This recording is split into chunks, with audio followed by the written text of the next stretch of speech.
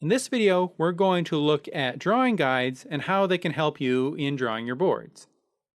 Start by going to Windows, Guides, and then we'll just find some place to dock this Guides panel.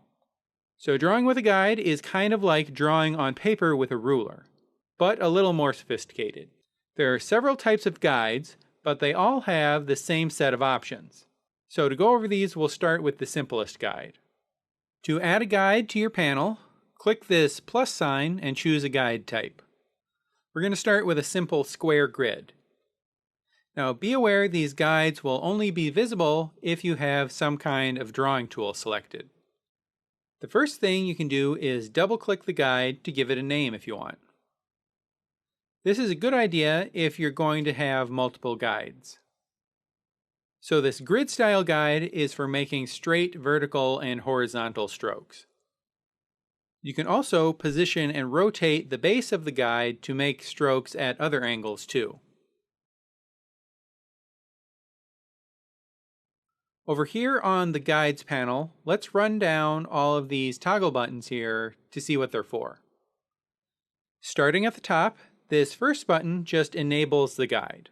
If this is off, you won't see the guide and your pen strokes won't follow it. Then here we have Align with Guide. This is what actually makes your pen strokes follow the guide. If you want to see your guide for visual reference but not actually be constrained by it, turn this off. But we do want to follow the guide, so we'll keep it on. Then this button locks the guide so that you can't reposition it accidentally. Then this button will make the eraser follow the guide, just like the brush does. Then this button is full cursor display. This just makes these little indicator lines around your cursor extend all the way to the edge of the drawing area. And lastly, this button shows or hides these gray reference lines. And this slider determines how many of them you see.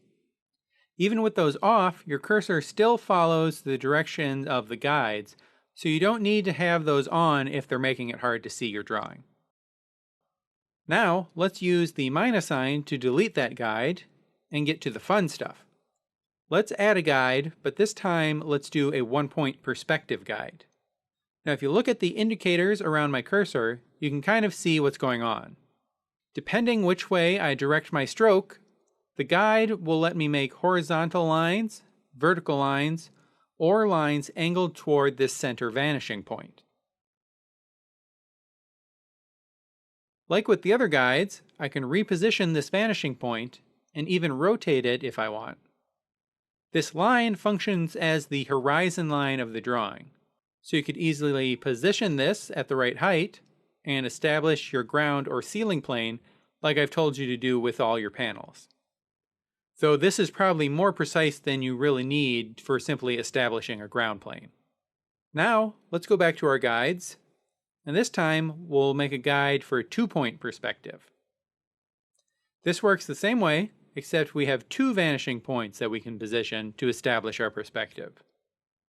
You probably want your vanishing points well off of the drawing area. And then the closer your vanishing points are to each other, the more of a wide-angle lens look you'll get.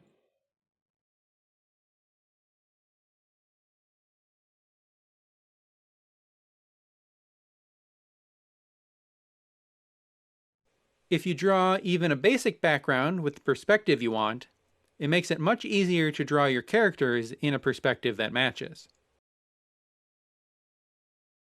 Next, we can take it even a step further by adding a three-point perspective guide.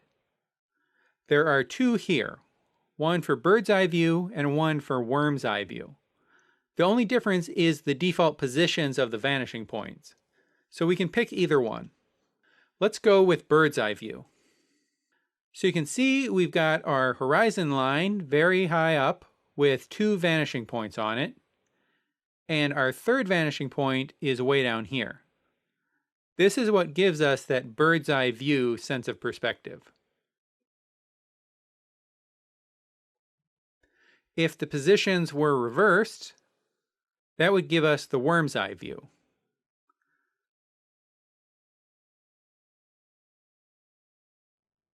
One last thing to note is that if you make a new panel, you'll still have your guides available to you. But if you make a new shot, you won't have them there. So if you've set up guides and you want to reuse them, you can either use this drop-down to copy and then in the other shot paste it, or you can use the drop-down to export the guides as an XML file and then import them where you want to use them. So with all this talk about backgrounds and perspective, you might be wondering about our lesson about Google SketchUp and making backgrounds there. How would we use those images we exported then? Well, to use images from another program, we just need to import them. We'll go over importing images in the next video. I'll see you there.